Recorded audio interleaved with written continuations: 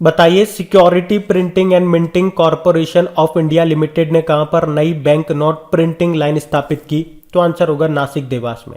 तो ध्यान से सुनना कि security printing and minting corporation of India limited ने 2 नई बैंक नोट प्रिंटिंग लाइन स्थापित की है। कहां पे? एक तो महाराष्ट्र के नासिक में, के देवास में। तो ये याद रखना।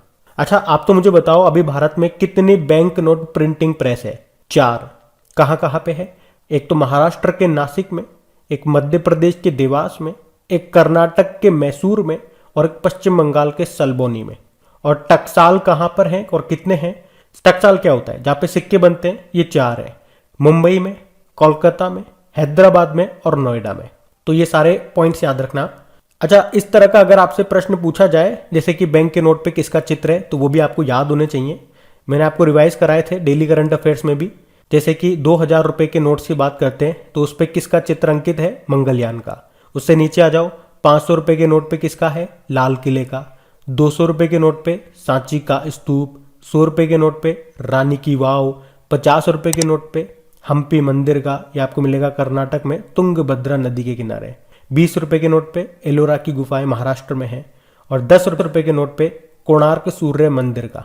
चलो बताओ कोणार्क सूर्य मंदिर कहां पर है? इसको पैगोडा भी, ब्लैक पैगोडा भी कहा जाता है। बताओ कहां पर है ये? बढ़ते आगे। बताइए बजट 2022-23 में वर्चुअल डिजिटल परिसंपत्तियों के हस्तांतरण पर कितने प्रतिशत का टैक्स लगाया गया? तो आंसर होगा 30%।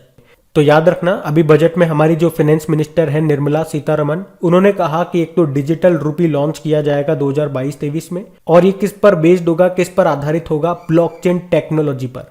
और इसी के साथ जो डिजिटल करेंसी या क्रिप्टो करेंसी आप कह दीजिए, जैसे कि बिटकॉइन वगैरह हो गई है, तो उस पर 1 अप्रैल 2022 से 30% टैक्स लगेगा। ध्यान रखना ये। बढ़ते आगे। बताइए अभी आईसीआईसीआई लोम्बार्ड ने साइबर बीमा के लिए किसके साथ समझौता किया? तो आंसर होगा एयरटेल पेमेंट बैंक। तो अभी आईसीआईसीआई लोम्बार्ड जनरल इंश्योरेंस ने बैंक के ग्राहकों को साइबर बीमा की पेशकश करने के लिए एयरटेल पेमेंट बैंक के साथ अभी समझौता किया। तो ये साइबर बीमा पॉलिसी आपको बैंकिंग, क्रेडिट या डेबिट कार्ड चोरी या फिशिंग या ईमेल स्पूफिंग आदि से फाइनेंशियल सिक्योरिटी देने का काम करेंगे। एयरटेल पेमेंट बैंक भारत का पहला पेमेंट बैंक यही है, 2017 में आया था। नई दिल्ली में हेडक्वार्टर है। एमडी सीईओ अनुव्रत विश्वास है। बाकी आईसीआईसीआई लोम्बार्ड जनरल इंश्योरेंस की बात करें, मुंबई में हेडक्वार्टर है। एमडी सीईओ भार्गव दास गुप्ता है। अच्छा, एसबीआई जनरल इंश्योरेंस अभी नाम न्यूज में था। अभी हैशटैग बहाने छोड़ो टैक्स बचाओ अभियान को इसी ने शुरू किया था। और बजाज आलियांज जनरल इंश्योरेंस ने हैशटैग केयर फॉर हॉकी अभियान शुरू किया था। अच्छा, इफ्को टोक्यो जनरल इंश्योरेंस के अभी नए एमडी सीईओ बने थे। उनका नाम है एचओ सूरी। याद रखना ये। बढ़ते आगे। बताइए किसने अपनी साइबर सचेत बीमा पॉलिसी शुरू करने की घोषणा की? आंसर होगा एचडीएफसी एर्गो जनरल इंश्योरेंस। तो अभी HDFC Ergo general insurance company ने अपनी साइबर सचेत बीमा पॉलिसी लॉन्च करने की घोषणा की है, जिसका उद्देश्य क्या है? ग्राहकों के साइबर से संबंधित डिजिटल जोखिमों को कम करना और उन्हें इंटरनेट बीमा रखने के उद्देश्य से ये साइबर सचेत बीमा पॉलिसी शुरू की गई है। इसमें प्रतिदिन 2 रुपए के प्रीमियम पर बीमा कवर के साथ इंटरनेट बीमा भी किया जा सकता है। और इसमें बीमा राशि होगी 5,000 रुपए से लेकर 10,000 करोड़ तक। एचडीएफसी एर्गो जनरल इंश्योरेंस का हेडक्वार्टर मिलेगा आपको मुंबई में और इसके सीईओ रितेश कुमार है। बढ़ते आगे। बताइए अभी किस अंतरराष्ट्रीय बैंक ने 2021 में भारत को रिकॉर्ड $4.6 बिलियन का ऋण प्रदान किया? तो आंसर होगा एशियन डेवलपमेंट बैंक। तो एशियन डेवलपमेंट बैंक ने 2021 में भारत को रिकॉर्ड $4.6 बिलियन का लोन दिया है, जिसमें से $1.8 बिलियन तो कोरोना वायरस प्रक्रिया के लिए था, $1.5 बिलियन टीके की खरीद के लिए था, $300 मिलियन शहरी क्षेत्रों में प्राथमिक स्वास्थ्य देखभाल और देश की भविष्य की महामारी की तैयारियों को मजबूत करने के लिए था, और 12 राज्य परियोजनाओं के लिए $2.2 बिलियन का समर्थन भी दिया गया था। किसने? एशियन डेवलपमेंट बैंक ने। एशियन डेवलपमेंट बैंक की स्थापना होती है 19 दिसंबर 1966 में। हेडक्वार्टर मिलेगा मनीला फिलीपींस में। इसके हेड कौन है? मसात्सुको असाकावा। इसमें सदस्य देशों की संख्या कितनी है? 68। और अभी 68 नंबर का कौन सा बना था? नीयू। नीयू से आपको याद आएगा विश्व का पहला डार्क स्काई नेशन बना था नीयू। और अभी इसके वाइस प्रेसिडेंट बने थे अशोक लवासा, उनका नाम भी याद रखना। बढ़ते आगे। बताओ आरबीआई के वित्तीय साक्षरता सप्ताह 2022 की थीम क्या है? गो digital go secure.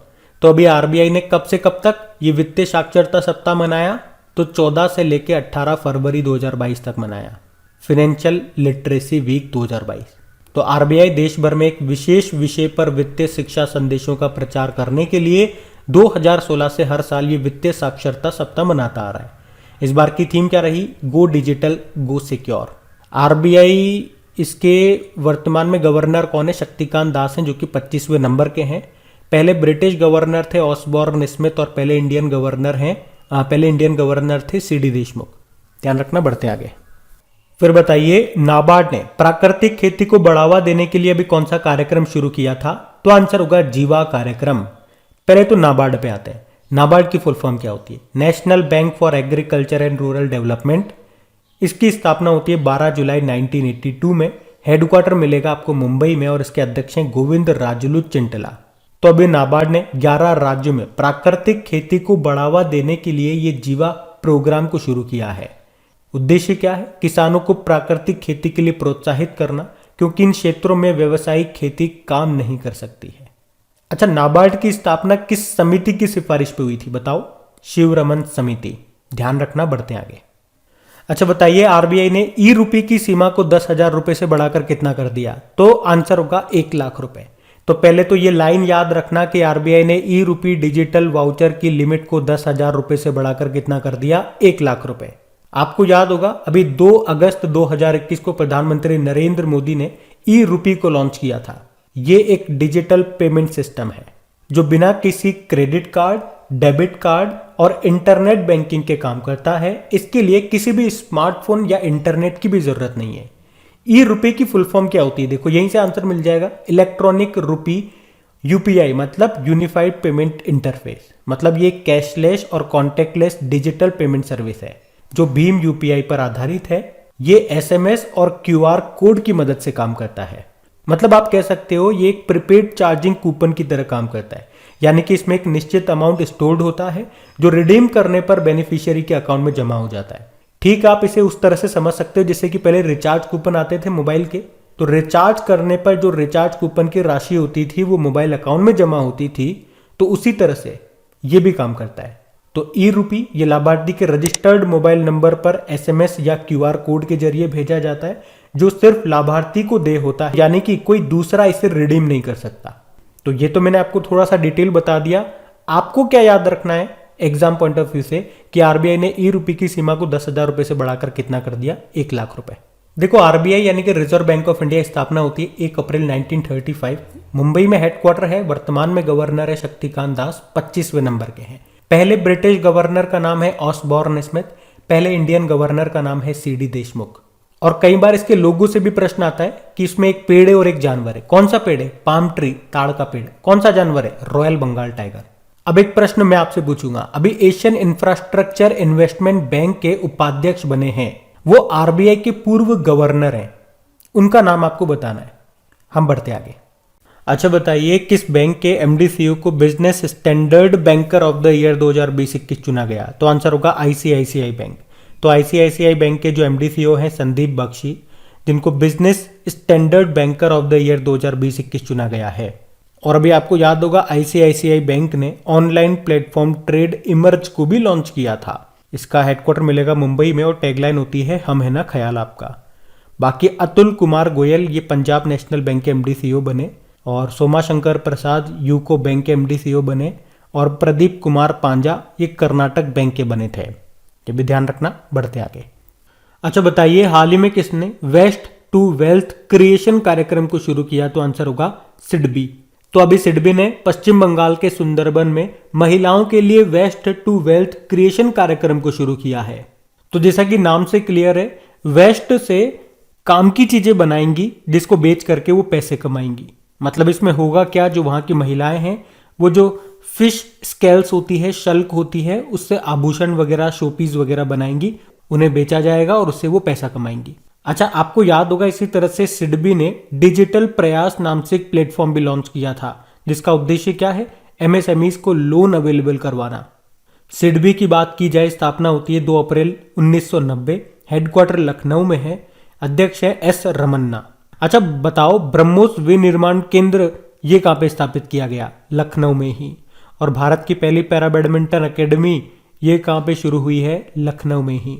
SEBI, security and exchange board of India, वैसे तो इसकी स्थापना होती है 1988 में, लेकिन अधिनियम आया 1992 में। मुंबई में इसका हेडक्वार्टर है और अध्यक्ष है अजय त्यागी। आरबीआई यानी कि रिजर्व बैंक ऑफ इंडिया, स्थापना होती है 1 अप्रैल 1935 में। मुंबई में हेडक्वार्टर है, अध्यक्ष है शक्तिकांत दास। और नाबार्ड मतलब national bank for agriculture and rural development, और इसकी स्थापना होती है 12 जुलाई 1982 में। मुंबई में हेडक्वार्टर है और अध्यक्ष हैं गोविंद राजुलू चिंटला। अभी नाबार्ड ने ही जीवा कार्यक्रम को शुरू किया था, तो ये याद रखना। बढ़ते आगे।